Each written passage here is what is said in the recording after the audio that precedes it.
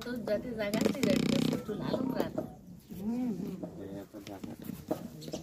हरे राम राम राम हरे हरे, हरे कृष्ण कृष्ण कृष्ण हरे हरे, हरे राम राम राम हरे हरे, हरे कृष्ण कृष्ण कृष्ण हरे हरे, हरे राम राम राम हरे हरे, हरे कृष्ण कृष्ण कृष्ण हरे हरे, हरे राम राम हरे, हरे कृष्ण कृष्ण कृष्ण हरे राम राम राम हरे हरे, हरे कृष्ण कृष्ण कृष्ण हरे राम राम राम हरे हरे, हरे कृष्ण कृष्ण कृष्ण पुंडलिक वरदे हरि विठ्ठल श्री ज्ञानदेव तुकाराम पंढरीनाथ महाराज की जय, माऊली ज्ञानेश्वर महाराज की जय, राष्ट्रसंत सद्गुरु श्रीपाद बाबा की जय, सच्चिदानंद रामदास बाबा की जय, सब संतन की जय. पा थोडं इकडेच राहू दे ना, थोडं बस बस बस बस. अरे इतकं तोंडाशी असं इकडे घे. बस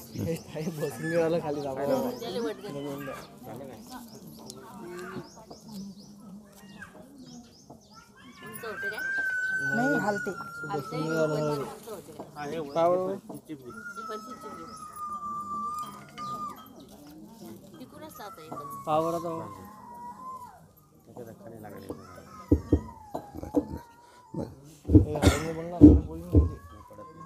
हां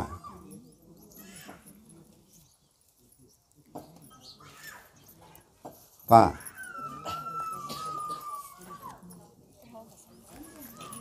आज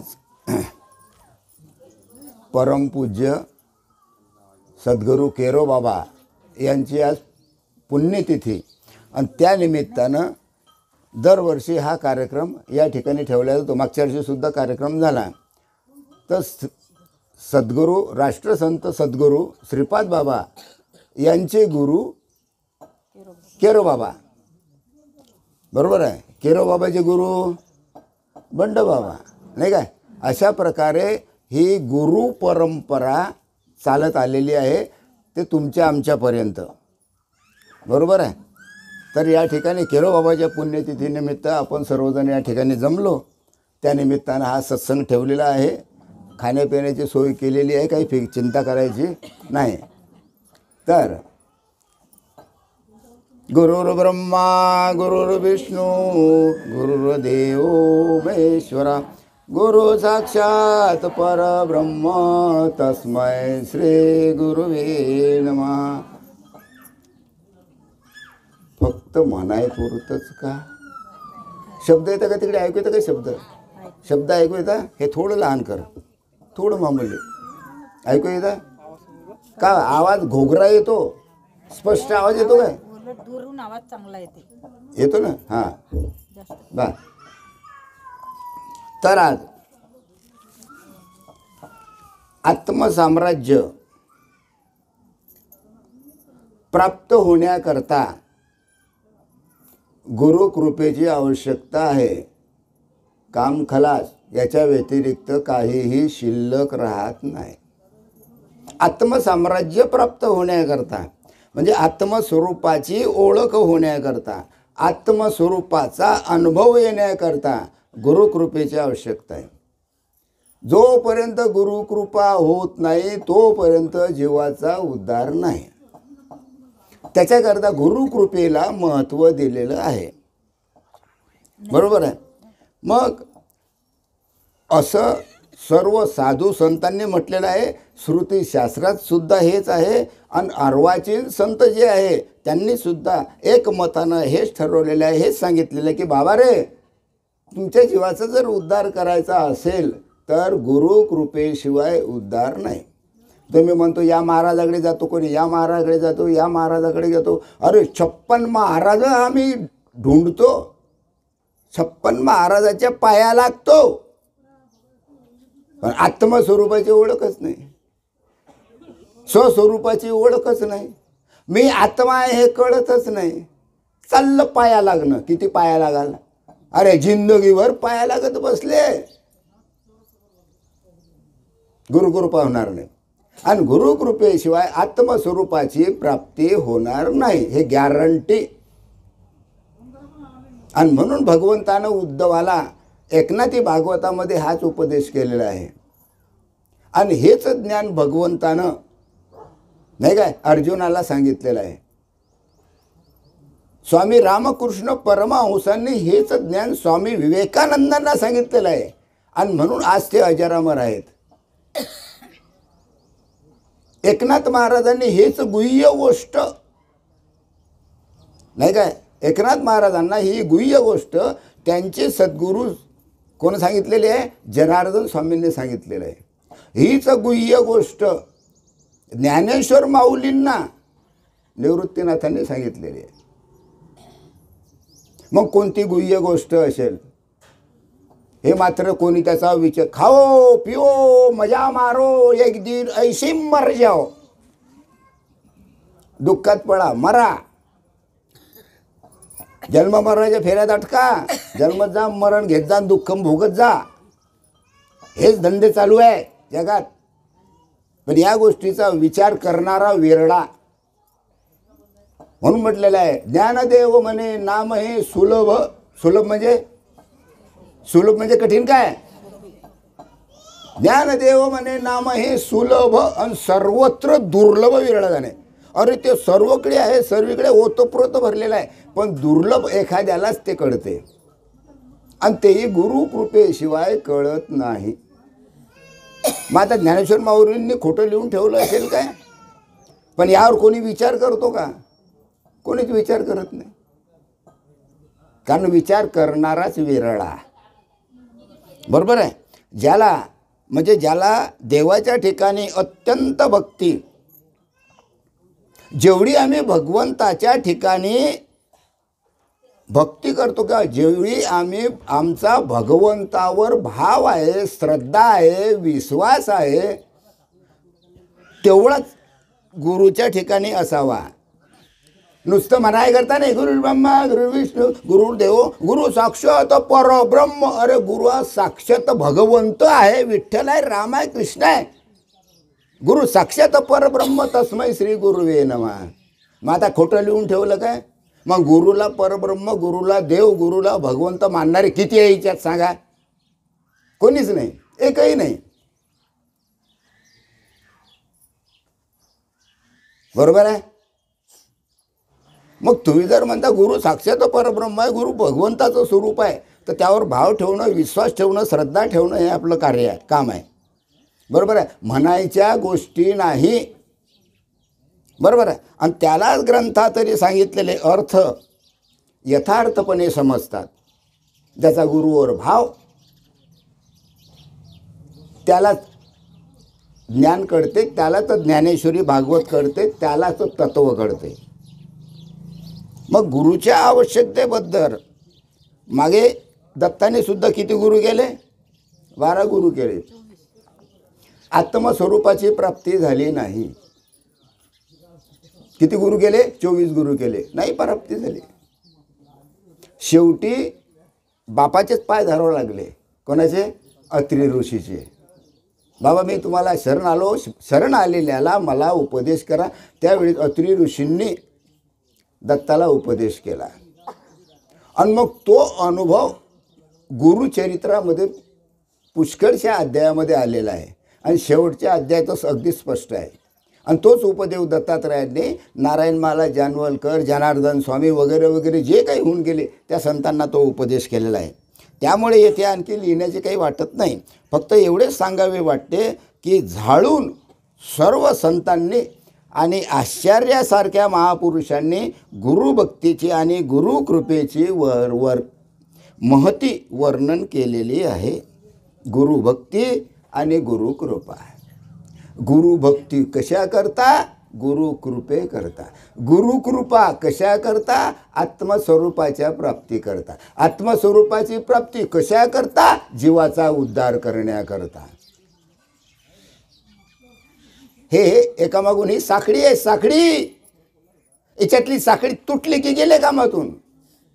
किती तुमचा भाव असला, श्रद्धा असली, मनामध्ये किलबिश असला, द्वेष असला, मत्सर असला, नाही काय, जमणार नाही, जमणार नाही. बरोबर आहे. ती गुरुकृपेचे हे केली, पण ती गुरुबाजी वाढवण्याकरता नसून अधिकारी गुरुच्या कृपेने. गुरु बी कसा पाहिजे, अधिकारी गुरु पाहिजे. आता मागच्या वेळेला मी तुम्हाला सांगितलं, काही काही गुरु स्वयंघोषित असतात. स्वयंघोषित म्हणजे स्वतःलाच गुरु म्हणतात, मी गुरु, आणि बाकीचे सर्व लोक चालले त्याच्या पाठीमागे.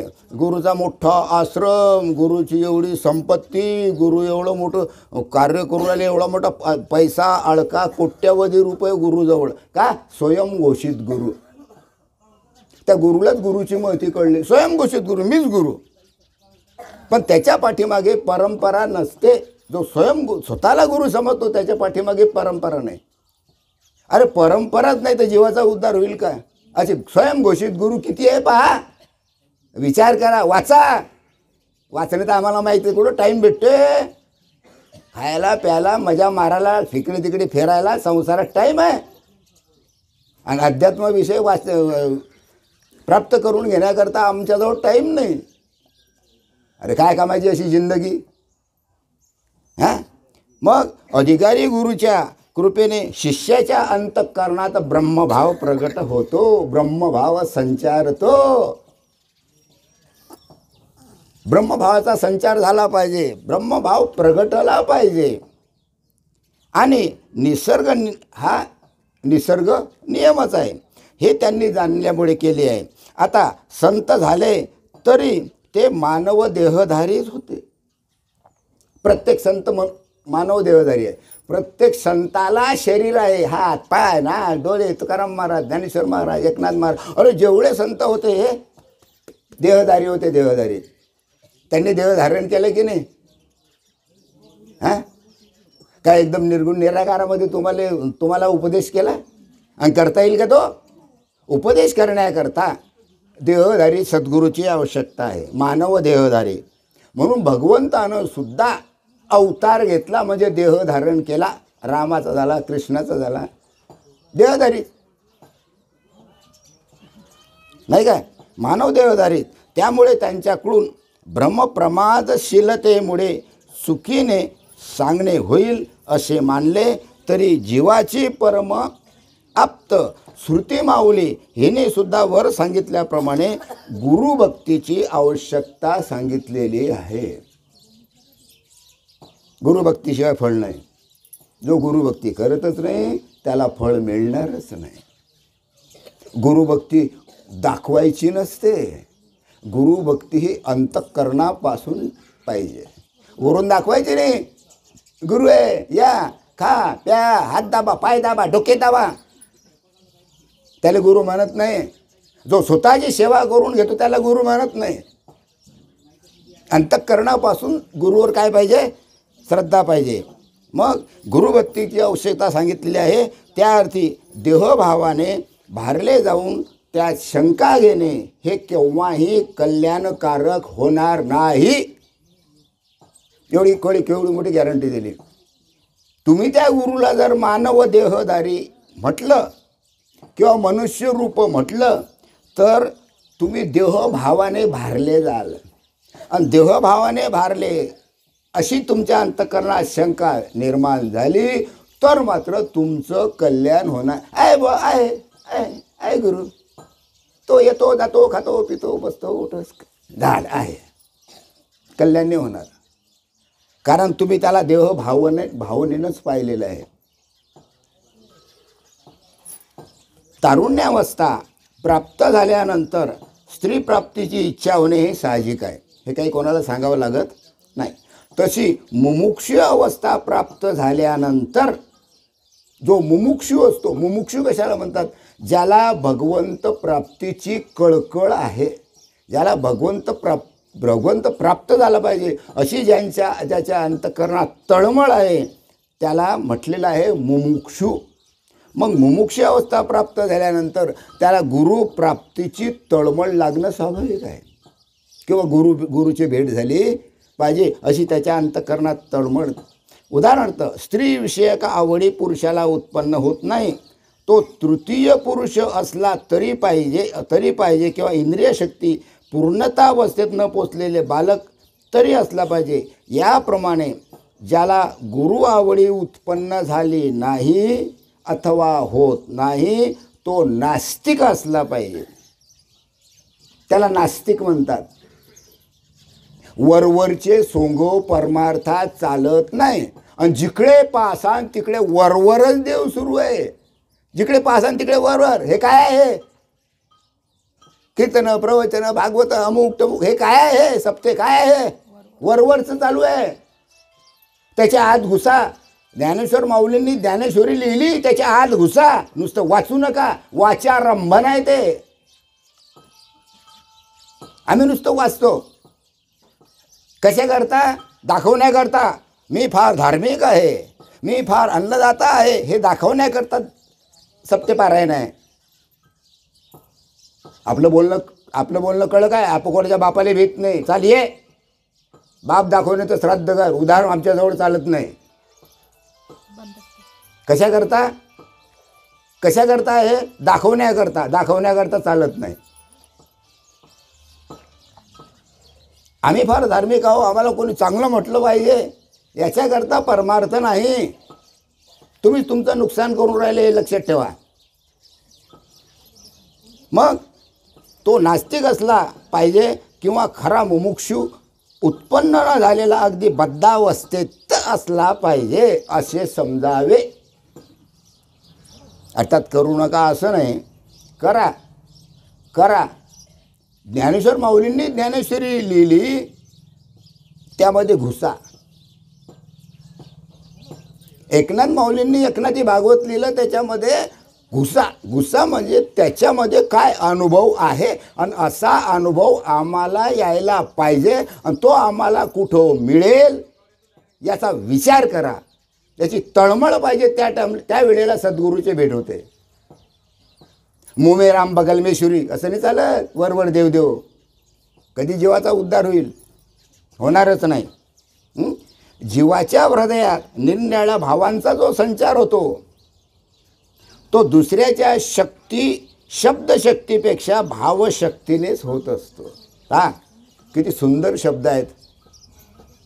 जीवाच्या हृदयात निरनिराळ्या भावाचा जो संचार होतो, दयाळू आहे, प्रेमळ आहे, नाही काय, करुणाकर आहे, रागीट आहे, चांगला आहे, वाईट, जो काही भावाचा संचार होतो तो दुसऱ्याच्या शब्दशक्तीपेक्षा भावशक्तीने होतो. तुमच्यात तो भाव आहे आणि म्हणून ते शब्द तुमच्या आतमध्ये घुसले, एकरूप झाले, म्हणून त्या भावशक्तीनेच होत असतो. हे आपण लहान मुलाला शिकवताना सूक्ष्मदृष्टीने पाहिल्यानंतर म्हणजे आपण जसे लहानपणावर संस्कार करतो तसे संस्कार मोठेपणीसुद्धा त्याच्यावर होतात. कारण काय? आपल्या ठिकाणी शब्दशक्ती आहे आणि त्या शब्दशक्तीमुळे त्याच्या ठिकाणी भावशक्ती निर्माण होते आणि भावशक्ती निर्माण झाली की तसे संस्कार त्याच्यामध्ये होतात. 2-3 वर्षाचे मूल आपल्या आईबापाकडून शब्दाच्या साहाय्याने जगातील निराळ्या वस्तूचे आणि गोष्टीचे ज्ञान करून घेऊ लागतात. हे की सांगायची गोष्ट नाही, याचा सर्व माता भगिनींना अनुभव आहे. पुन्हा पुन्हा ते प्रश्न विचारू लागते. तेव्हा त्याच्या प्रश्नाची उत्तरे देताना त्याची वाढती जिज्ञासा. आपण उत्तर देतो. काही लहान मुलाचे प्रश्न असे असतात की त्या प्रश्नाला उत्तर देता येत नाही. लक्षात घ्या. अजूनही आमच्या माता भगिनींना अनुभव असेल. काय लहान मुलं प्रश्न विचारतील आणि काय नाही हे मात्र सांगता येत नाही. आणि त्यांच्या प्रश्नाला आपणाला उत्तर देता येत नाही, कारण त्याची जिज्ञासा आतूनच उत्कट भावप्रेमानं, भावशक्तीने ती निर्माण होते. कारण त्याच्यावर तसे संस्कारच झालेले असतात. चांगले संस्कार असतात. चांगले संस्कार असले की त्याची भावशक्ती प्रकट होते. बरोबर आहे. त्याची वाढची जिज्ञासा तृप्त करताना आईबापाची कशी तारांबळ उडते हे प्रत्येकाला माहीत असेल. पहा काय प्रश्न विचारतात मुलं, कसे प्रश्न विचारतात. हे मात्र सांगता येत नाही, त्याचं उत्तर आपल्यालाही देता येत नाही. आपण शेवटी विचार करतो आणि काय म्हणतो, बाबा रे हां काही हरकत नाही, अकडीले मकडी लावून देतो. पण त्याच्या प्रश्नाचं उत्तर आम्ही देऊ शकत नाही. असे कितीतरी छोटे छोटे मुलं प्रश्न विचारतात. बरोबर आहे, कारण शब्दामध्ये भाव उत्पन्न करण्याची शक्ती आहे. त्याच्या आतून तो भाव निर्माण होतो, ती शक्ती आहे त्या शब्दात. बरोबर आहे, परंतु केव्हा केव्हा ती शक्ती अगदी लुणी पडते, कमी पडते. बरोबर आहे, वस्तुवाचक शब्दापेक्षा वाच्य वस्तूपेक्षा कालवाचक शब्दांनी कालभावाचा बोध मुलांना करणे फार कठीण असते. उदाहरणार्थ काल आणि आज आणि उद्या, काल आज आणि उद्या या शब्दांनी तो भाव त्याच्या मनात उतरविणं फार कठीण नव्हे, जवळजवळ अशक्यच असते. काल, आज आणि उद्या या तीन गोष्टी मुलांना लवकर कळत नाही. काल म्हटलं तर तो काय म्हणतो, उद्या काय म्हटलं तो काय म्हणतो दुसऱ्या दिवशी. ह्या तीन गोष्टी लवकर कळत नाही, जवळजवळ अशक्यच असते. काल, आज आणि उद्या हे शब्द मात्र त्याच्या ओळखीचे होतात. बरोबर आहे, पण त्या शब्दाचा बोधित होणारा जो भाव आहे, जो अर्थ आहे, हा त्याच्या बुद्धीमध्ये प्रवेश करत नाही. आणि मग त्यावेळेला आपल्यासारखे सुशिक्षित माणसं किंवा अशिक्षित का होईना आपल्याला तो विचार करतो. म्हणून एकच हशा पिटतात, म्हणजे हसू येते आपल्याला. तो उद्याला काय म्हणतो, काल म्हणतो, आणि कालला काय म्हणतो, उद्या म्हणतो. पहा फार सूक्ष्म रीतीनं विचार करा तुम्ही. मी उद्या जेवलो. पहा आता उद्या तर पुढे तर राहिला आणि जेवून राहिला आज. तो काय म्हणतो, मी उद्या जेवलो. मामा काल येणार, काल होऊन गेला. काय आहे शब्दात किती ताकद आहे. असे जेव्हा ते बोलू लागतात तेव्हा त्याच्या अंतःकरणातील भाव आईबापाच्या अंतःकरणात बिनचूक उतरतो, की याला काय म्हणायचं आहे हे आईबाप समजतात. बरोबर आहे, पण शब्द चुकत असल्यामुळे ते मजेने हसू लागतात. त्याचा अर्थ तर कळतो, पण याचे शब्द चुकले म्हणून त्यांना हसू येते. पहा हा काय म्हणतो. बरोबर आहे, मुका माणूस शब्दाच्या ऐवजी मुखमुद्रा किंवा हातानेच काय करतो, आपल्या खुणा प्रकट करतो, दुसऱ्याच्या मनात उतरवतो. मुका मनुष्य असला त्याला तोंड नाही, पाणी प्यायचं असलं तो असं करतो. असं म्हणजे दारू नाही बरं, असं म्हणजे पाणी द्या. नाही तर पिणारे म्हणतात असं. हां आहे ना पिणारे, नाही का इथं या चाळीत किंवा या एरियात नाही आहे ना पिणारे. मग मुका माणूस काय करतो, असं मग याचा अर्थ काय, त्याला पाणी पाहिजे कारण त्याला बोलता येत नाही. काही न बोलता व न करता आपला इष्टभाव फक्त इच्छाशक्ती उत्पन्न करण्याकरता आहे. तात्पर्य काय, की शब्द किंवा खुणा इत्यादी ह्या भावशक्तीच्या प्रतिनिधी आहेत. आईबाप आपला इष्टभाव लहान मुलाच्या अंतःकरणात उतरवतात. बरोबर आहे, मुका माणूस आपला इष्टभाव आपल्या अंतःकरणात उतरवताना किंवा शिक्षक आपला इष्टभाव विद्यार्थ्याच्या अंतःकरणात उतरवताना शब्द किंवा खुणा याचा उपयोग करतो. शब्दाच्याद्वारे किंवा खुणेच्याद्वारे त्याचा उपयोग करतो. याचं कारण काय आहे, की भावशक्तीनेच भावोत्पादन होत असते. एवढं मी आतापर्यंत बोललो तर भावशक्तीनंच भावोत्पादन होत असते.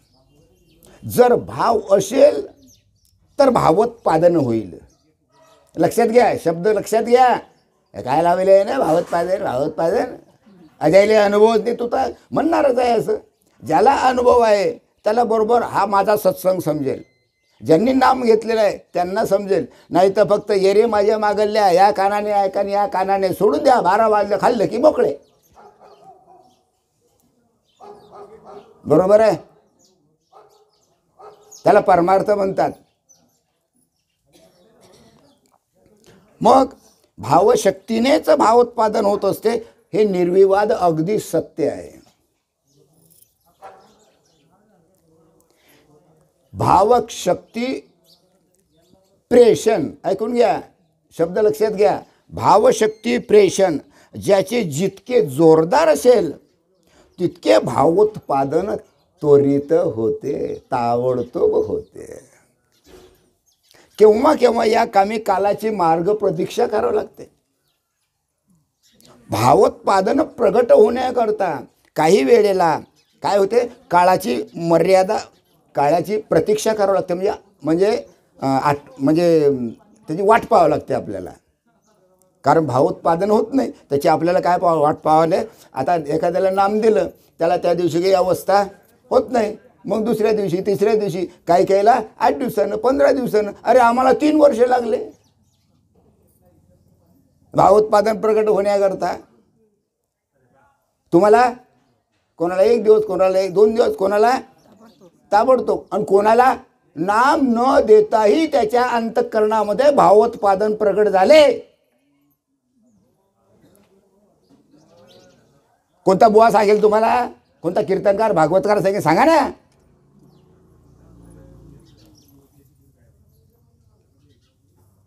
अरे हात जोडले, माळ घालायच्या अगोदरच हात जोडले की लागे भाव निर्माण, त्याच्यानंतर नाम, आणि त्याच्यानंतर मग पुन्हा आणखी अष्टसात्विक भाव अवस्था, याला परमार्थ म्हणतात. हा बुवा काय बोलतो आम्हाला काही समजत नाही आणि समजणारही नाही. जोपर्यंत त्या तुम्ही अनुभवातून जात नाही तोपर्यंत माझा एक शब्दही समजणार नाही. फक्त ऐका, पण ऐकून बी त्याचा काही फायदा नाही. विचार करा, विचार करावा लागेल. शब्दाचा विचार महत्वाचा आहे. त्याचा नडी फुंकली सोनारे आणि इकडून इकडे गेले बाहेर. तुम्ही भुकत जा, आम्ही फक्त ऐकतो, ऐकल्यानंतर जागच्या जागी सोडून देतो. त्याचा फायदा नाही. शब्द किंवा खुणा हे फक्त निमित्त मात्र आहे, निमित्त मात्र आहे. शब्द आणि खुणा हे निमित्त मात्र आहे. त्या शब्दाच्या आणि खुणाच्या मागे जो भाव आहे, हा भाव विचार प्रेषण करणाऱ्या सचेतन व्यक्ती नसतील तर भावोत्पादन कार्य घडू शकणार नाही. गॅरंटी. वाक्य समजलं का तुम्हाला?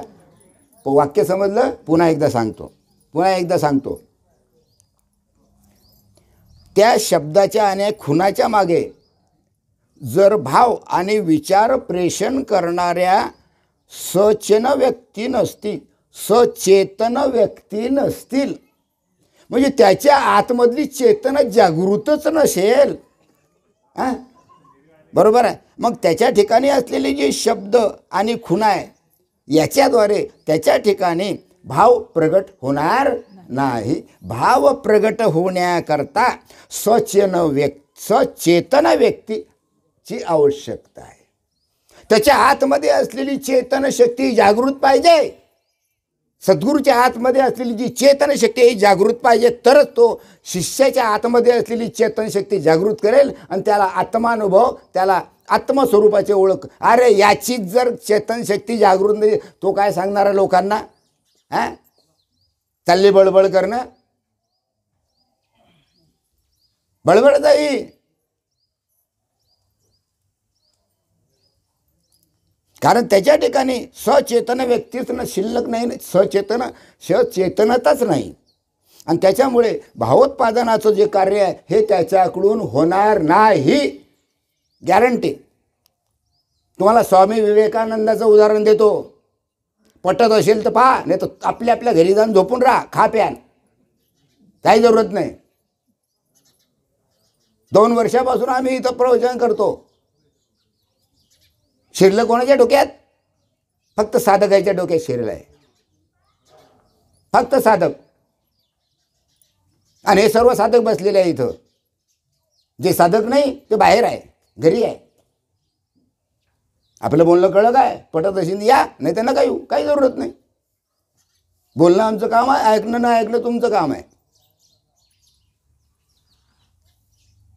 स्वामी विवेकानंदाचं उदाहरण, स्वामी विवेकानंदांनी अमेरिकेत जाऊन, हे उदाहरण सर्वांना माहीत आहे, तत्त्वज्ञानामृताचा जो वर्षाव केला, भक्तियोग, ज्ञानयोग, राजयोग इत्यादी विषयावर त्यांनी व्याख्यानं दिली. कुठं? अमेरिकेत. पहा अमेरिका किती लांब आहे. कोणामुळे? स्वामी रामकृष्ण परमहंसामुळे. स्वामी रामकृष्ण परमहंस हे स्वामी विवेकानंदाचे गुरु, सद्गुरू. तेव्हा या दिव्य ज्ञानाने त्या लोकांची अंतःकरणे सुप्रभ होऊन त्यांनी हे अलौकिक ज्ञान तुम्ही कोणत्या शाळेत अथवा कोणत्या कॉलेजात संपादन केले, असे त्या अमेरिकेतल्या लोकांनी विचारलं. का हो तुम्ही एवढे बुद्धिवान आहे, एवढं मोठं ज्ञान तुमच्याजवळ आहे, भक्ती आहे, ज्ञान आहे, वैराग्य, हे हे हे हे तुम्ही कुठे मिळवलं? अमेरिकेतल्या लोकांनी प्रश्न केला. कोणाला? स्वामी विवेकानंदांना. आणि भारतातले लोक आडीतलेच लोक, मलकापुरातलेच लोक विचारत नाही, हे ज्ञान तुम्ही कुठे प्रकट केलं? मग काय म्हणावं? शिव्या द्यावं की लाळ करा? बोलत जा.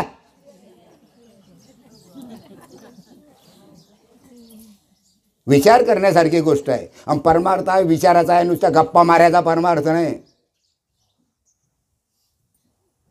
मग हे अलौकिक ज्ञान तुम्ही कोणत्या शाळेत अथवा कॉलेजामध्ये संपादन केले, असा मोठ्या जिज्ञासानं प्रश्न केला. ते ऐकून स्वामी विवेकानंदांनी उत्तर दिलं, माझ्या गुरुदेवाकडून, माझ्या सद्गुरूकडून मी हे ज्ञान प्राप्त केलं. तिथं झेंडा लावला कोणाचा? सद्गुरूचा. कोण? स्वामी विवेकानंदानं. स्वतःचा झेंडा नाही लागत, दुसऱ्यानं झेंडा लावायला पाहिजे. शिष्याचं कर्तव्य आहे गुरुचा झेंडा लावणं. लावला का झेंडा? लावता का झेंडा? हां, भावोत्पादन होतच नाही ना त्या ठिकाणी. ऐकून घ्यायचं, मोकळं व्हायचं. हां, माझ्या गुरुदेवाकडून असे उत्तर दिले. त्यानंतर असे आपले गुरु कोण?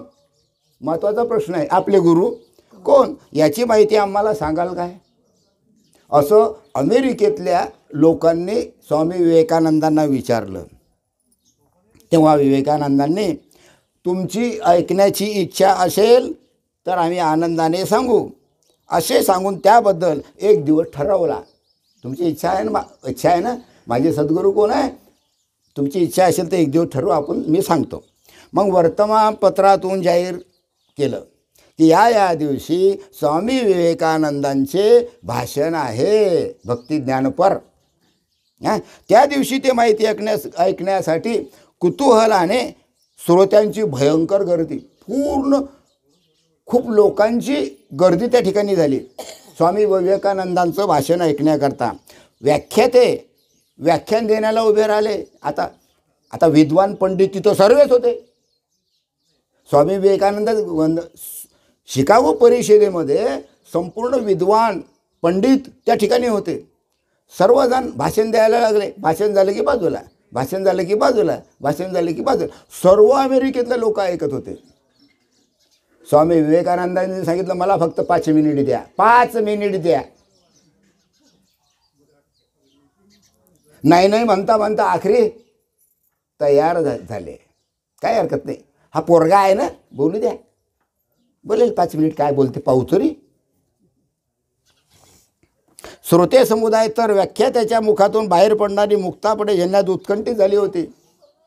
मग ते बोलायला ज्यावेळेस तयार झाले त्यावेळेस त्यांच्या अंतःकरणात प्रेम निर्माण झालं की बाबा काय आहे. व्याख्यात्यांनीही श्रोतृगणावर नजर फेकून आपल्या परमपूज्य गुरुदेवाविषयीची माहिती सांगण्यास, बुद्धीने बोलण्यास प्रारंभ केला. स्वामी विवेकानंदांनी सुद्धा आपल्या सद्गुरुदेवाविषयी सांगण्याला प्रारंभ केला, सुरुवात केली की माझे गुरुदेव कसे आहेत. बरोबर आहे. त्यांच्या तोंडातून पहिला शब्द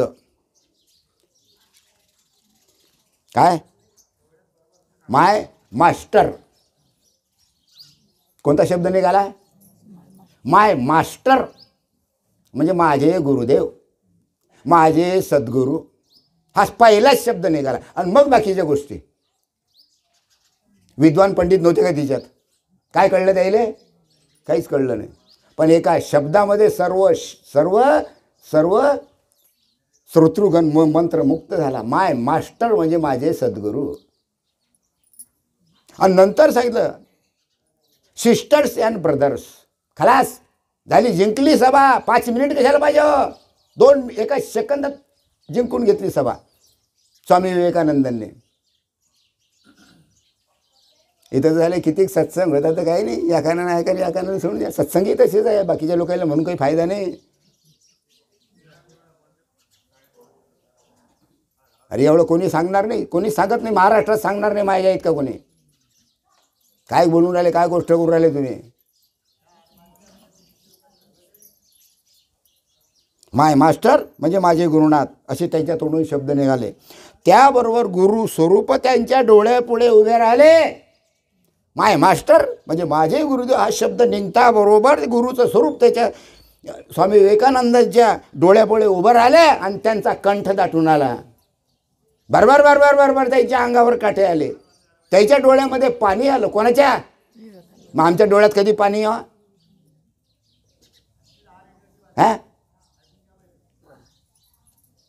चालले गुरु, चालले कोण हे आमचे गुरु, ते आमचे गुरु. आपण गुरुने काय दिलं? गुरु जर कोळले असले तर तुम्ही सुद्धा कोळले का राहणार?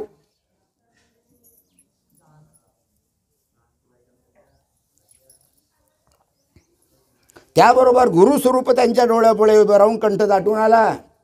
डोळ्यातून अश्रुधारा वाहू लागल्या. कोणाच्या? स्वामी विवेकानंदांच्या. त्यांच्याकडून बोलल्या सुद्धा जात नव्हतं, कंठ दाटून आला. अंग रोमांचित झालं आणि ओठ थरथर थरथर थरथर कापू लागले. कोणत्या कीर्तनकाराचं प्रवचनकाराचं ओठ थरथर कापता बोलता बोलता कधी डोळ्यात अश्रू येतात. बोला, दाखवा मला, एक दाखवा. नाही माझ्यासमोर.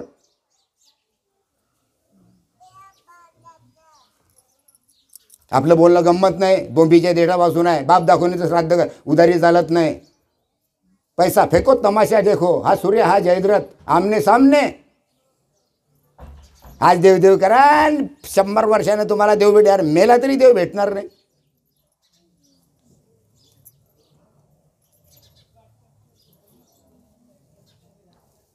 अष्टसात्विक भाव त्यांच्यात उत्पन्न झाले. वाचा, अष्टसात्विक भाव स्वामी रामकृष्णांच्या ठिकाणी उत्पन्न झाले. आणि 10 मिनिटेपर्यंत त्यांच्याने काही बोलवे ना, त्यांच्या तोंडातून शब्दच निघाला नाही. 10 मिनिट कंठ दाटून आला, डोळ्यातून पाणी आलं, ओठ थरथर कापायला लागले, हातपाय थरथर कापायला लागले. 10 मिनिट शब्द राहिले फक्त. स्वामी विवेकानंद म्हणजे त्यांच्या ठिकाणी अष्टसात्विक भाव निर्माण झाला. मग असा अष्टसात्विक भाव निर्माण झाल्याशिवाय भगवंताची भेट नाही, आत्मस्वरूपाची ओळख नाही, भगवंताची जीवाचा उद्धार नाही. आला का हा अनुभव? हा कोणता एरिया आहे? काय म्हणताय रे, कोणता एरिया? गजानन नगरी. आहे का एखाद्याला अनुभव? हा, अरे एकालाही नाही, एकालाही नाही.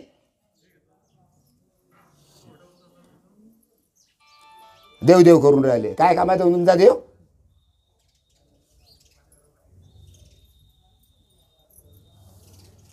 त्याला अष्टसात्विक भाव म्हणतात. आणि सर्व संतांच्या ठिकाणी अष्टसात्विक भाव निर्माण झाले आणि म्हणून त्या जीवाचा उद्धार झाला. आणि 10 मिनिटापर्यंत त्यांच्याने काही बोलवे ना. ही अवस्था पाहून श्रोते आश्चर्यचकित झाले. अरे बाबा, उभं राहिले भाषण देण्याकरता, एवढे मोठे तत्वज्ञानी तत्ववेत्ता उभे राहिले आणि त्यांचा कंठ दाटून आले. ते 10 मिनिट तसेच राहिले. त्याच्यामुळे जे ऐकणारे होते अमेरिकेतले लोक थक्क झाले, गुंग झाले. त्यांना आश्चर्य वाटलं काय आहे. त्यांना काही समजत नव्हतं. तर मलकापुरातल्या लोकांना काही समजत नाही, तर त्यांना सुद्धा समजलं नाही की असं काय होते. आणि आपल्याकडे तर बुवा कीर्तनकार प्रवचनकार आपल्याकडे तर म्हणता अंगातच येते. हो, त्या बुवाच्या नादी लागू नका बापा, अंगात येते. बाया माणसं गडबड लोडतात, रडतात, हसतात. कधी अनुभव घेऊन पाहिला काय मलकापुरातल्या लोकांना? अरे माझं बोलणं पेपरात द्या.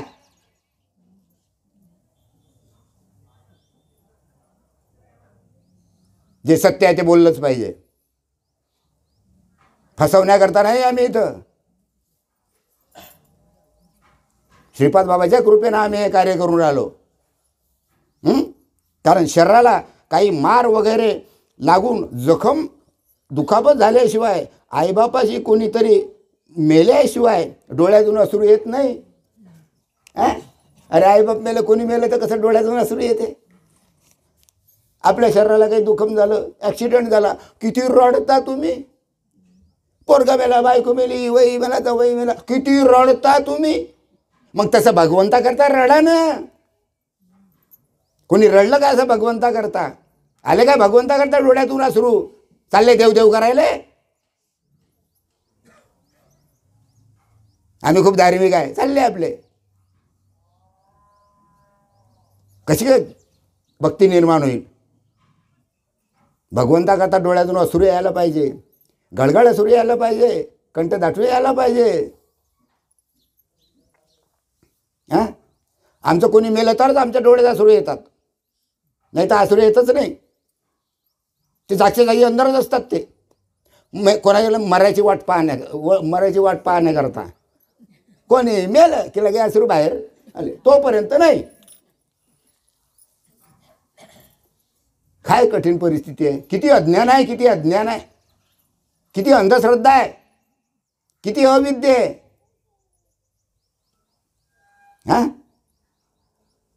हे दृश्य व हा भाव त्यांना अगदी अपरिचित होता.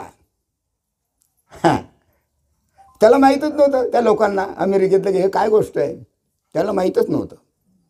त्यामुळे ते अगदी वेळासारखे होऊन त्यांच्याकडे पाहू लागले. हा स्वामी विवेकानंद का रडतात? त्याला काही समजत नव्हतं, फक्त पाहतच राहिले. एखादा कुशल वक्ता ज्याप्रमाणे आपल्या वक्तृत्वाने श्रोत्याच्या अंतःकरणात निरनिराळे रस काय करतो? उत्पन्न करतो आणि श्रोत्यांना तन्मय करून सोडतो, त्याप्रमाणे विवेकानंदांनी सुद्धा श्रोत्यांना काहीही न बोलता न सवरता आपल्या भावाशी अगदी तन्मय करून सोडलं. अरे त्यांच्या अंतःकरणात एवढा भाव निर्माण झाला स्वामी विवेकानंदाच्या की ते स्वतः तन्मय झाले. बाकीचे अमेरिकेतले लोक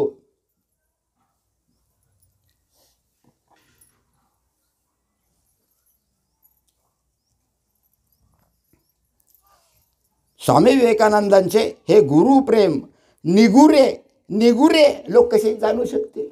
अरे जे निगुरे आहे ते गुरुच नाही. ते स्वामी विवेकानंदाचं गुरुप्रेम कसं समजणार आहे? समजू शकतील काय? कारण ते निगुरे गुरुच नाही द्यायला, गुरुच केला नाही त्याला. केलाही असेल तर बोगस.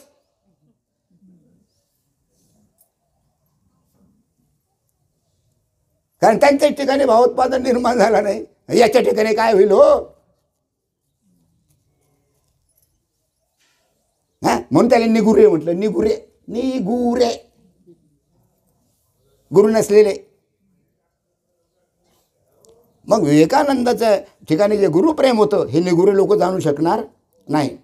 दुष्यंत शकुंतलेच्या पहिल्या भेटीत उत्पन्न झालेला जो भाव नाटकात प्रेक्षकातील तृतीयपंथी पुरुष, बालक आणि मूळ कसे काय अनुभवू शकतील? बरोबर आहे? केव्हाच नाही. गुरुप्रेमाची गोष्ट सुद्धा अशीच आहे. याला गुरुप्रेम म्हणतात. गुरुची आठवण होता बरोबर डोळ्यातून अश्रू येतात. त्यांच्या आतमध्ये भाव निर्माण होतो, कंठ दाटून येतो. आणि ते माय मास्टर हा शब्द वापरला स्वामी विवेकानंद, म्हणजे माझे गुरुदेव. मग गुरुभक्तांनी ते जरूर वाचून पाहावे. जो खरा गुरुभक्त आहे त्यांनी स्वामी विवेकानंदाचं वाङ्मय वाचा. नुसतं वाचून फायदा नाही, तिच्यात घुसा. तसा अनुभव मला कसा येईल आणि कोण आणून देईल याचा विचार करा. ढूंढलं तर सापडेल. मग आध्यात्मिक जागृती. कोणती जागृती? पुस्तकातली नाही बरं. ज्ञानेश्वरी, भागवत, गीता, अमुक टमुक हे जे पुस्तक आहे, आध्यात्मिक पुस्तक आहे, तो या आध्यात्मिक जागृती ही पुस्तकी ज्ञानाने होणे शक्य नाही. तुम्ही कितीही पुस्तकं वाचा, पाठ करा, केवढे मोठे मोठे ग्रंथ पाठ करा, ही आध्यात्मिक जागृती आध्यात्मिक जागृतीचा तुम्हाला अनुभव येऊ शकत नाही. चैतन्याचा बोध एका व्यक्तीला दुसऱ्या व्यक्तीकडून होणे शक्य आहे. जर ज्याच्या आतमध्ये चैतन्य शक्ती आहे त्या चैतन्य शक्तीचा बोध तो दुसऱ्याच्या आतमध्ये चैतन्य शक्तीचा बोधाचा अनुभव त्याला करून देऊ शकतो. त्याला शक्ती संक्रमण म्हटलेलं आहे. संक्रमण म्हणजे आपल्या आतमध्ये असलेली शक्ती शिष्याच्या आतमध्ये टाकणं, याला शक्ती संक्रमण म्हणतात, प्रक्षेपण म्हणतात. आता प्रक्षेपण मोठा हुशार माणूस असला तोच जाणेल प्रक्षेपण. बरोबर आहे. आणि म्हणून आपल्या ज्ञानेश्वरीतही आहे आणि भागवतातही आहे. तुम्हाला ज्ञानेश्वरी भागवतातलं सांगतो मी, स्वतःच्या मनाने सांगत. हृदय एक झाले. भगवंताचं मन, भगवंताचं हृदय आणि अर्जुनाचं हृदय एक झाले. ऐकू येतं की याच्यात एक झाले. ऐकून राहिलं काय? हा, हृदय एक झाले आणि या हृदयीचे त्या हृदयी घातले. आपल्या भगवंताच्या हृदयात जे होतं ते भगवंताच्या हृदयात जे होतं ते चेतनशक्ती संक्रेपणाच्या द्वारे काय झाले, अर्जुनाच्या हृदयामध्ये टाकून दिले. हृदय एक झाले, या हृदयीचे त्या हृदयी घातले आणि द्वैत न मूळता केले आपणा ऐशे अर्जुना. द्वैत न मूळता केले. द्वैत जसंच्या तसंच, देह जसंचा तसंच, शरीर जसंच्या तसंच, तिकडे अर्जुन इकडे श्रीकृष्ण, द्वैत जसंच्या तसंच. आणि अद्वैताचा अनुभव आणून दिला. अद्वैताचा अनुभव आणून दिला भगवंतानं. आणि असा जो अनुभव आणून देईन तो गुरु नाही तर निगुऱ्या.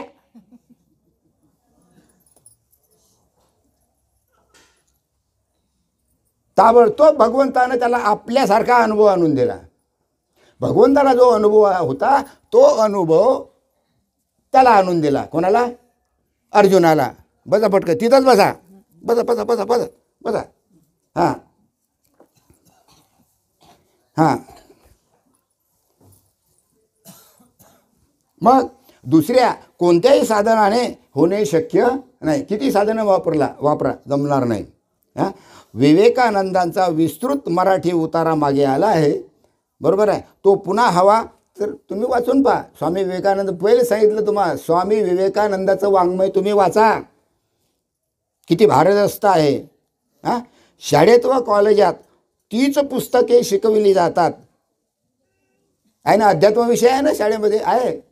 अध्यात्म म्हटल्यापेक्षा अध्यात्म तर आहेच आहे, पण चांगले पुस्तकंसुद्धा आहे. परंतु ती समजण्यास दुसऱ्या तज्ज्ञ माणसाच्या मदतीची जरुरी असते.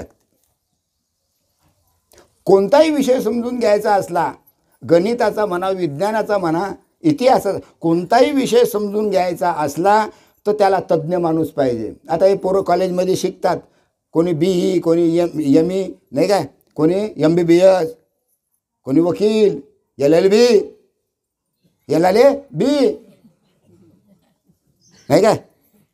हे जी तज्ज्ञ असतात, हे तज्ज्ञ काय करतात, कोणाकडून माहिती मिळवतात, त्यांच्यापेक्षा जे अनुभवी आहे त्यांच्याकरता. पहिल्या वर्गामध्ये बालवाडीला शिक्षिका शिकवतात. बरोबर आहे. म्हणजे त्यांच्या ठिकाणी जे ज्ञान आहे हे त्या बालवाडीतल्या मुलांच्या गळी उतरवतात आणि तसं त्याला समजावून सांगण्याचा प्रयत्न करतात. हां, मग ती लहान मुलं बालवाडीतल्या बाईसारखे होतात काय? बोलत जा.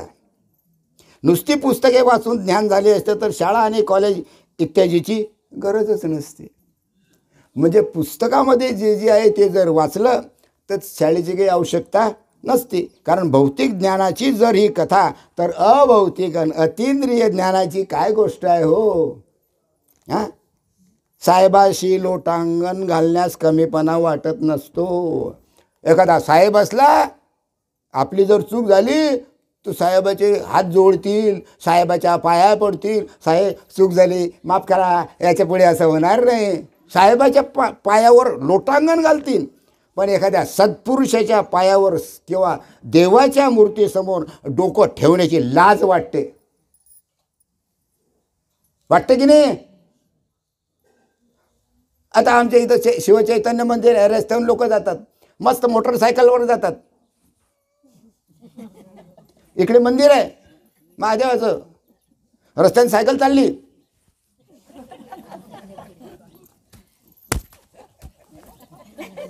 तेवढं सुद्धा त्याला टाईम नाही गाडी थांबवून पाहायला घ्यायची. काय परमार्थ करू राहिले, काय देवदेव करू राहिले, त्याला समजत नाही आहे. तुमच्या आतमध्ये काय आहे? तुमच्या आतमध्ये किती भाव आहे त्याला समजत नाही काय? तुम्ही येडा समजता का त्या महादेवाले? सोडीन काय तुम्हाला तो? अरे सोडीन काय तुम्हाला? तुमच्या बापाला बी सोडणार नाही. हा,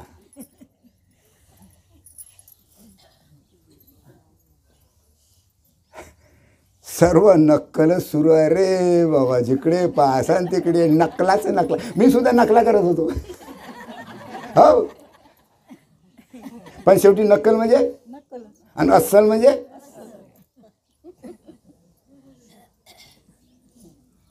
मी सुद्धा नकला करायचो ना.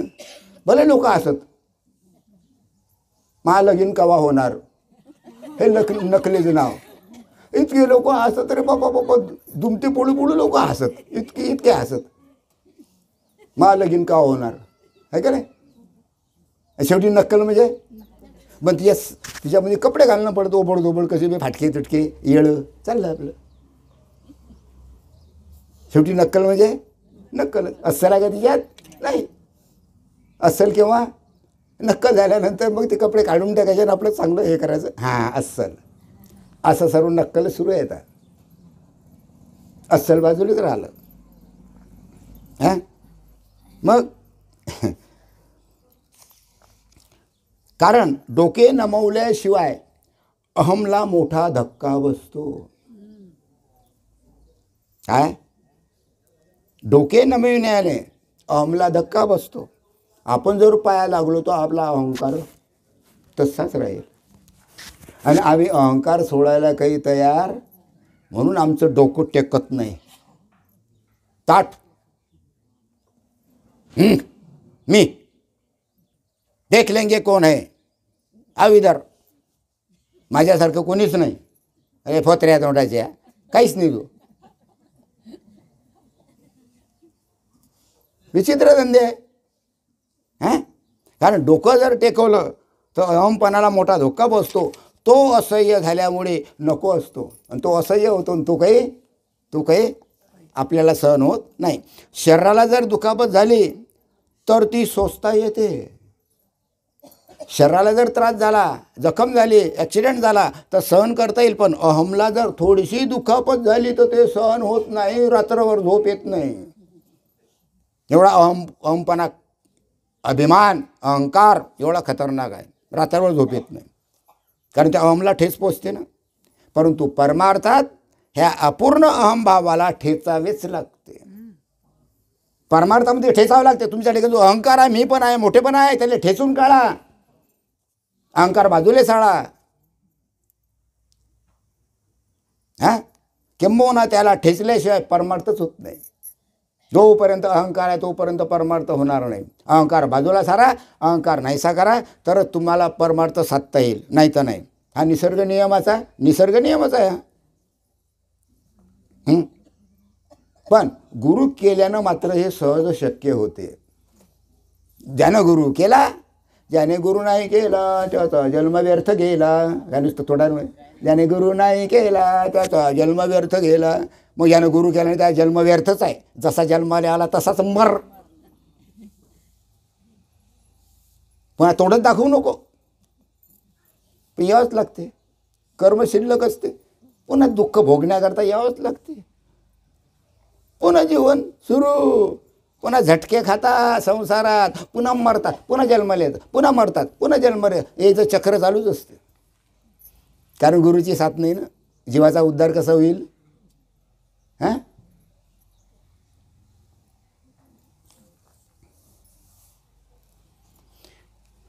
हां, मग गुरु करण्याने मात्र हे शक्य होते. गुरुमुळे आपल्या ठिकाणी असलेले जे कर्म आहे हे कर्म काय होऊन जाते बाद. अरे याच जन्माचं नाही, जन्मोजन्मीचं कर्म बाद होते, नाहीसं होते. म्हणून जन्माला यायचं कामच राहत नाही. तुम्ही जन्माला का आले? अरे तुमचं कर्म शिल्लक होतं म्हणून तुम्हाला देह धारण करावं लागतं, म्हणून तुम्ही जन्माला आले. अरे कर्मच जर बाद झालं तर जन्माला यायचं. पण कर्म काही बाद करावं वाटत नाही. मग माझ्या बायकोचं कसं, पोरासोरायचं कसं, नातोंड्याचं कसं, कोट्यावधीची इस्टेट जमा करता तशीच माती चालल्या जाते, मातीत जाते. कोणा करता? पोराही करता, नातोंडाही करता. झालं, हात मरतो तिकडे, खाली पाहतो कोण. तिकडे तिकडे काय काय काय काय त्याला दुःख भोगावं लागते हे नाही पाहत. जमा करून ठेवतो फक्त संसारात. काय फायदा? अरे स्वतः करता काही करा, स्वतः करता करा. म्हणून अध्यात्म हा विषय महत्त्वाचा आहे. पण ज्ञानाचा अभिमान फार वाईट. बरोबर आहे. अज्ञानाचा अभिमान बरा. जे अज्ञानी आहे ना त्याचा अभिमान बरा, पण जे ज्ञानी असतात त्यांचा अभिमान फार वाईट. ज्याला ज्ञान कळलं त्या ठिकाणी असलेला अभिमान हा अतिशय वाईट असतो. तो जाण्याला फार कठीण, तो जाणं फार कठीण आहे. ज्ञानाच्या ठिकाणी असलेला जो अभिमान आहे हा जातच नाही. कारण त्या दोघांचा अभिमानात म्हणजे अहमपणातही सुंदर तारतम्य दृष्टी पुरस्सर सांगितले आहे. ते सत्साधकांनी लक्षात ठेवले पाहिजे.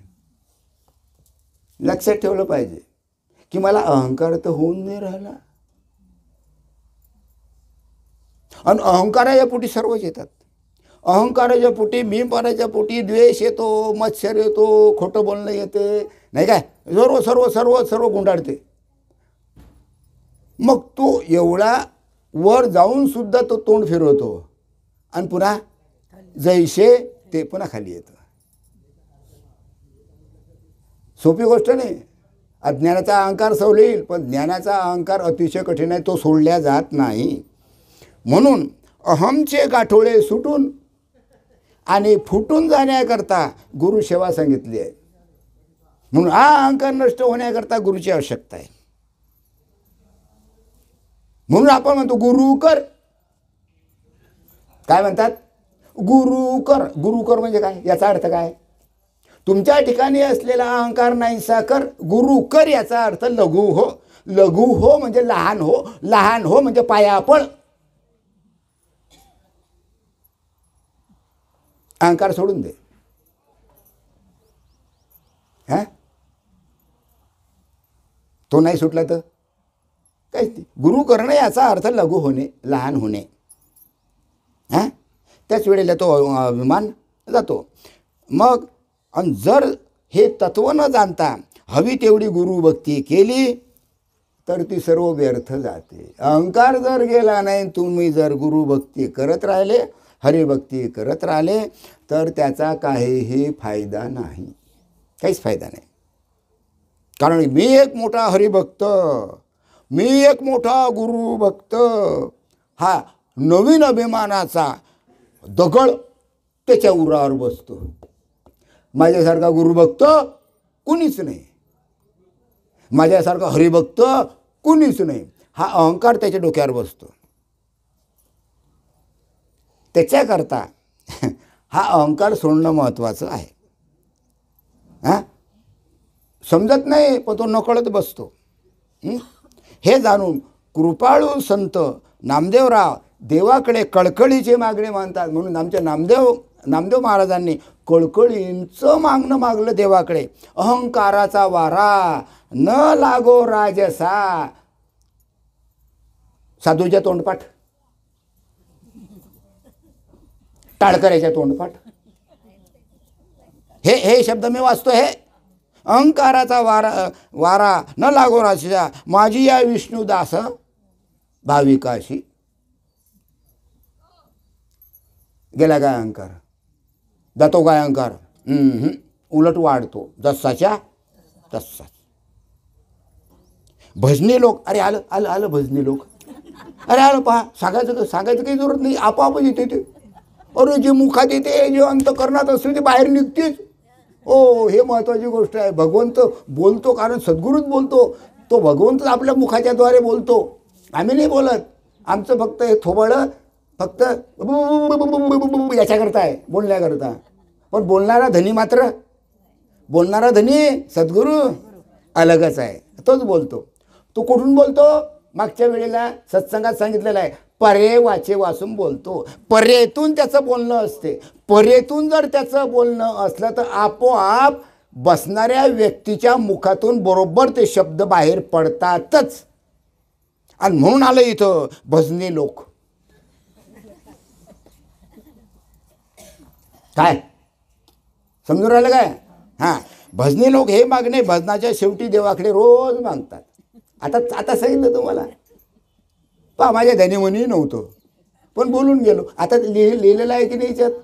हां, पण अर्थ लक्षात घेत नाही. कोण अर्थ लक्षात घेईन? आणि काय घेणं आहे आपल्याला? भजन झालं. चलो मोकळे झालं आमचं काम. साच भावाने गुरुभक्ती आणि गुरुसेवा करीत राहिली की अहंकाराचा वारा लागत नाही.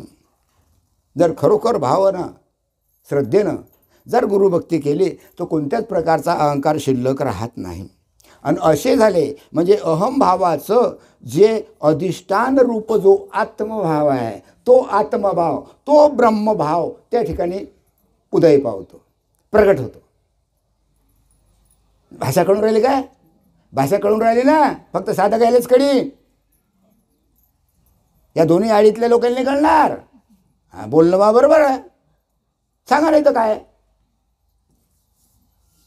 तुका म्हणे ते पाहिजे अनुभव्याप्रमाणे शब्दाचे गौरव. तिथं अनुभवच पाहिजे. नुसतं बटर शब्द लांबवून त्याचा फायदा नाही. हां, गुरुभावाच्या पोटीच ब्रह्मभाव जन्म घेतो. गुरुभावाच्या पोटीच ब्रह्मभाव आहे, हे लक्षात घ्या. जिथं गुरुभाव तिथं ब्रह्मभाव, जिथं ब्रह्मभाव तिथं आत्माभाव, जिथं आत्माभाव तर ब्रह्मानंद, आत्मानंद, प्रेमानंद, काय अद्वैतानंद, भजनानंद. आबा बाबा बाबा बाबा त्या गुरुभावाच्या पोटी सर्वच आहे, सारं जगच आहे. एक तास झालं का भाऊ? किती राहिलं आहे? झालं काय इतक्या लवकर? मला सांगा, तुम्हाला भुका लागल्या काय? हां हां, जाऊ दे, आपल्या काही जनधन नाही.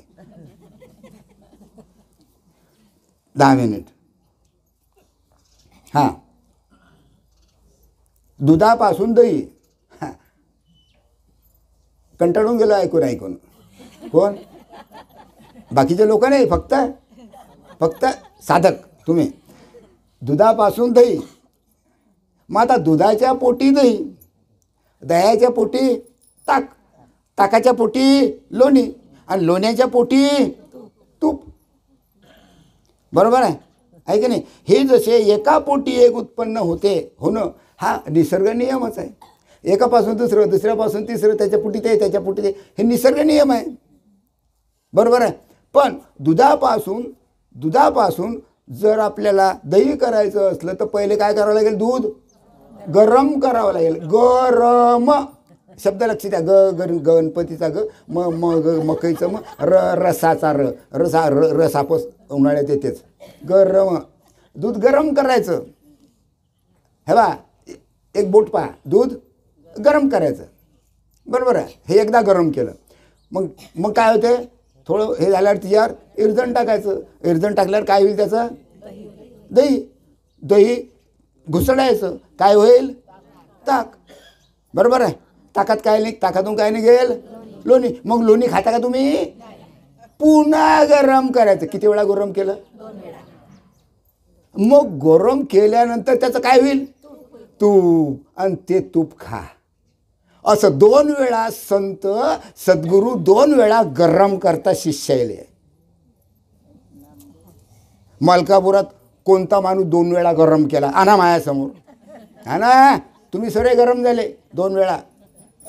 आहे बरं, झालं तूप तयार. तूप घ्या, तूप. बरोबर आहे. बाई ये इकडे, हां दाखव बरं तूप कसं आहे. मग आता त्या बरणीत बोट घालून जिभेनं जर खाल्लं तर ती चव कळेल काय तुपाची? खरा परीक्षक कसा असतो माहिती आहे का तुम्हाला? बोट घालतो हातावर, असं असं करतो, हा तूप चांगलं आहे. बरोबर आहे. हे नाक याच्यामध्ये जे आहे ते काय आहे? तूप आहे. ते तूप दिसते काय? सगुण का निर्गुण? पण सगुण असे तूप होते काय? मग तुझं सगुण म्हणू की निर्गुण रे? सगुण निर्गुण एक. हा मग सगुणही तोच आहे, निर्गुणही तोच. कळायला पाहिजे रे बाबा. काय मलकावरातल्या लोकांना काहीच कळत नाही. मी तरी म्हणेल काहीच कळत नाही. तुम्हाला कळलं, तुम्ही भाग्यवान ठरले. आलंच बुवा ते. पहा बरं, काही सांगायची जरूरत होती काय? आलं का नाही ते? माझ्या मनाने बोललो का मी? हां, असं दोनदा तपवल्याशिवाय, दोनदा तुम्हाला गरम केल्याशिवाय तुम्हाला देव कळणार नाही. नियमच आहे तो. एकाच्या पोटी दुसरा भाव कोणकोणता जन्मास येतो हे उघड करून सांगितले. एकाच्या पोटी दुसरा, दुसऱ्याच्या पोटी तिसरा, हां असा तो भाव निर्माण होतो आणि शेवटी मग तूप खायला भेटते. बरोबर आहे. याप्रमाणे गुरुदेवाच्या पोटी ब्रह्मभाव जन्मास येतो. गुरुच्या पोटी ब्रह्मभाव. कळलं? गुरुच्या पोटात ब्रह्मभाव. बरोबर आहे. हाही एक निसर्ग नियमच आहे. अरे निसर्गाचा नियम आहे. जसं दुधाच्या पोटी तूप, बरोबर आहे, तसंच गुरुच्या पोटी ब्रह्मभाव. हां, मग अमुक भावाच्या पोटी अमुक भाव असतो. हा निसर्गता ठरलेला नियमाच्या सूक्ष्म बुद्धीने शोध लावून जीवाच्या कल्याणाकरता ते लिहून ठेवलेले आहे. मग संपूर्ण जीवाकरता हे लिहून ठेवले आणि त्याला शास्त्र म्हणतात. शास्त्र वाचा हे करता नाही. बसा पाठ करत बसा वाचत. माझे इतके श्लोक पाय, माझे इतके हे पाठ आहे, ते पाठ आहे. बापा बापा बापा बापा बापा किती लोकांचं पाठ आहे. ज्ञानेश्वरी पाठ आहे, भागवत पाठ आहे, आणि काय म्हणतात ते 13 दिवस म्हणतात ते मेल्यावर ते 13 गरुड पुराण पाठ आहे. हां, हरिपाठ पाठ आहे. सर्व पाठ पाठ पाठ पाठ. नुसतं वाचारंभन सुरू आहे. नुसतं वाचारंभन सुरू आहे. नुसतं तोंडानंच सुरू आहे. पण त्याच्या आतमध्ये घुसायला कोणी तेवढे दिवस काढले. झालं आहे का नाही? अरे 13 दिवस घरी बसता, 13वेळेस बाकीच्या दिवशी मग बाहेर काढणं पडते. कशाकरता बाहेर काढता? कोणाला काढतात ना? आम्ही गेलो होतो बाहेर. कशाकरता बाहेर काढता? की बस झाला आता 13 याच्या बाहेर या, आता पुढे या, याच्या पुढे चाला, मग तुम्हाला ते समजेल. हां, मग आम्हाला बाहेर काढलं तर आम्हाला कपडे गिपडे केले ते रोठेबाईनं. कपडे गिपडे दोघांनी बाहेर काढलं. मग कळत नाही हो, अर्थ कळत नाही हो काय आहे. हां, मजाच मजा आहे. अरे परमार्थ म्हणजे लय मजेशीर आहे. काय सांगा तुम्हाला, आनंदच आनंद आहे तो. असं वाटतं उड्या मारा. हे लोक म्हणतील काय हे काय असं महाराज असं बुवा आहे हा. हे लोक म्हणतील कुठले? हे या आडीतले, इकडच्या आडीतले, तिकडच्या आडीतले म्हणतील. बरं हां, पण म्हणू द्या, आपण येडे माणसं आहे का नाही त्याच्या दृष्टिकोनातून. पण आपण त्याच्यापेक्षा 7 पटीनं, हां 7 पटीनं नाही, 100 पटीनं नाही, 1000 पटीनं नाही, लाखो पटीनं चांगले आहे. पुढे चांगले म्हणजे पुढे, त्याच्यापेक्षा चांगले म्हणजे पुढे झाले की नाही. मग मला शिकवून राहिले काय? हा जरा कठीणच काम आहे बा. आता पुढच्या टाइम तू इथं बसायचा, मी समोर बसे. बरोबर आहे. मग काय चाललं होतं पहा. त्याचं नाव शास्त्र, बरं. पण शास्त्राचे नियम म्हणजे पुस्तकातले नियम असे समजून याची पुष्कळ लोक अवज्ञा करतात. शास्त्रातलं नियम, बरोबर आहे, पुस्तकातले नियम म्हणजे शास्त्रातले नियम असं समजून लोक फार मोठी चूक करतात. पुस्तकातले नियम अलग, शास्त्राचे नियम अलग. पुस्तकातले नियम परमार्थाकरता, शास्त्रातले नियम जीवाच्या उद्धाराकरता. बरोबर आहे. राजाने प्रजेला घालून दिलेले नियम म्हणजे कायदा, आणि तो कायदा मोडला तर त्याला शिक्षा भोगावी लागते, कारण तो राजाने घालून दिलेले नियम आहे. तशी पुस्तकात सांगितलेले नियम मोडले तर पुस्तकाकडून शिक्षा होत नाही. पुस्तक वाचून राहिलो की आता असे नियम आहे, आता ते नियम आपण मोडले तर पुस्तक शिक्षा करीन काय? हे पुस्तक वाचून राहिलो, हे पुस्तक मला शिक्षा करेल काय? नाही. कुठं बोलता येत त्याला? बोलता येते काय? नाही. अशी समजूत असल्यामुळे ते मोडण्याचा मोह मनुष्याला होतो आणि मनुष्य स्वार्थाला आचवतो, स्वार्थामध्ये जातो. मग शास्त्राचे नियम हे शास्त्राने आणि पुस्तकाचे नियम हे सृष्टीचे निसर्गाचे नियम असल्यामुळे ते न पाळणाऱ्याला स्वार्थच्युतीची शिक्षा निसर्गाकडून होणे अपरिहार्य आहे. बरोबर आहे. म्हणून गुरुपासून ब्रह्मभाव, गुरुभावापासून ब्रह्मभाव हा श्रुतीने आणि संतांनी जीवनाच्या कल्याणासाठी प्रगट केलेला एक निसर्ग नियम आहे. लक्षात घ्या, निसर्ग नियम आहे हा. तो भगवंतानं निर्माण केलेला आहे, निसर्गानं निर्माण केलेला आहे. कारण गुरुभावातूनच ब्रह्मभाव प्रगट होतो. हां, आणि हे लक्षात न घेतल्यामुळे पुष्कळ शहाणे लोक गुरुभावापासून ब्रह्मभाव निर्माण होतो.